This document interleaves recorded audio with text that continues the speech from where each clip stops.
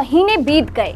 9 अगस्त 2022 को बिहार में दलों की राजनीतिक अंतरात्मा के करवट लेते ही सरकार के साझेदार बदल गए। 2020 के चुनाव के बाद सत्ता की फ्रंट सीट पर ना होते हुए भी हॉट सीट पर बैठी भाजपा ऐसा महसूस कर रही थी कि 5 दिनों के टेस्ट मैच में उसे बीच में ही ड्रॉप कर दिया गया। लेकिन भाजपा की जगह राजद ने ले ली थी। जेडीयू ने भाजपा के साथ गठबंधन छोड़कर राजद, कांग्रेस, हम और वाम दलों के साथ महागठबंधन में एंट्री कर ली थी। 10 अगस्त 2022 को नई सरकार के मुखिया नीतीश कुमार और उप मुखिया तेजस्वी यादव के साथ महागठबंधन की सरकार ने सफर शुरू किया।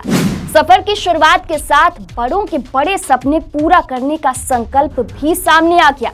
लेकिन 6 महीने भी नहीं बीते कि सीएम नीतीश कुमार को उस बिहार की समस्याओं के समाधान के लिए समाधान यात्रा शुरू करनी पड़ी। पुराने दुश्मन दोस्त तो बन गए थे, लेकिन दोस्ती हुई नहीं थी, लिहाजा खटपट भी शुरू हुई। हम आपको इस महागठबंधन सरकार के 6 महीने में हुए वो 6 घमासान बता रहे हैं जिनका समाधान अब तक नीतीश तेजस्वी सरकार ढूंढ नहीं पाई। नमस्कार, स्वागत है आप सभी का इनसाइडर लाइव में। मैं आपके साथ कोमल। बिहार में महागठबंधन की सरकार बनना जितनी बड़ी राजनीतिक घटना थी, उससे अधिक राजनीति सरकार बनने के बाद भी हो रही है। महागठबंधन के दोनों बड़े दल जेडीयू और राजद अपने अपने बागी नेताओं से परेशान हैं। नीतीश कुमार की पार्टी जेडीयू की मुश्किल विधान पार्षद उपेंद्र कुशवाहा ने बढ़ा रखी है, तो राजद पूर्व मंत्री और विधायक सुधाकर सिंह से परेशान है। सुधाकर सिंह इस सरकार की शुरुआत में कृषि मंत्री बनाए गए थे, लेकिन उन्होंने इस्तीफा दे दिया। तब से अब तक वे महागठबंधन सरकार के मुखिया नीतीश कुमार पर बरस रहे हैं। राजद द्वारा नोटिस देने के बाद भी सुधाकर सिंह के तेवर ढीले नहीं पड़े, तो दूसरी ओर उपेंद्र कुशवाहा को मंत्री से लेकर उप मुख्यमंत्री और मुख्यमंत्री पद का दावेदार नहीं बनने के मलाल ने उन्हें बागी बना दिया है।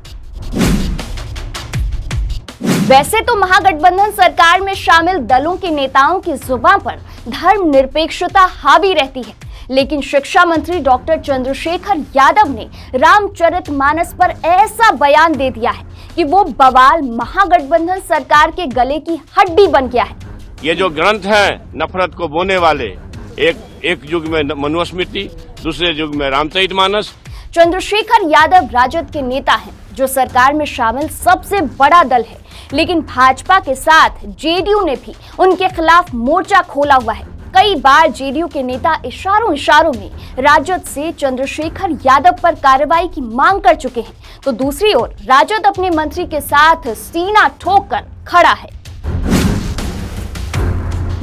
नई सरकार बनने के कारण विपक्ष में आई भाजपा का सबसे बड़ा डर यही दिखा कि उन्हें लगता है कि बिहार में जंगल राज आ जाएगा।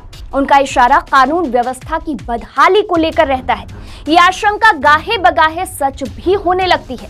सारण का शराब कांड, बक्सर में मुआवजा मांग रहे किसानों के साथ पुलिस का दुर्व्यवहार और बेगूसराय में सीरियल फायरिंग की घटनाओं ने सरकार की व्यवस्था पर सवाल उठाए। ये मामले अभी भी जिंदा हैं और नेता अपनी अपनी सहूलियत से इसे उठाते भी रहे हैं।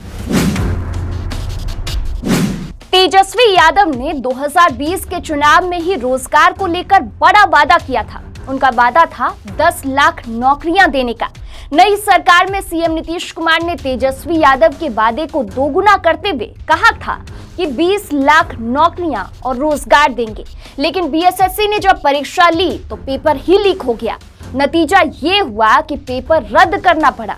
बिहार कर्मचारी चयन आयोग यानी बीएसएससी की तृतीय स्नातक परीक्षा का पेपर लीक हुआ था, जो राज्य के शिक्षित युवाओं को घायल कर गया।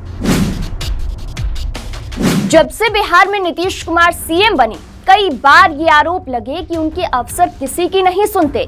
संयोग रहा कि महागठबंधन सरकार के गठन के कुछ दिनों बाद ही 22 अगस्त को शिक्षक अभ्यर्थियों के प्रदर्शन के दौरान एडीए के सिंह ने एक कैंडिडेट को बुरी तरह पीट दिया था। इससे अफसरशाही के आरोपों को और बल मिला। वहीं कुछ दिन पहले वरिष्ठ आईएएस अधिकारी के पाठक का एक वीडियो वायरल हुआ, जिसमें वे बिहारियों को गाली देते हुए सुने गए। फहरिस्त यहीं खत्म नहीं होती।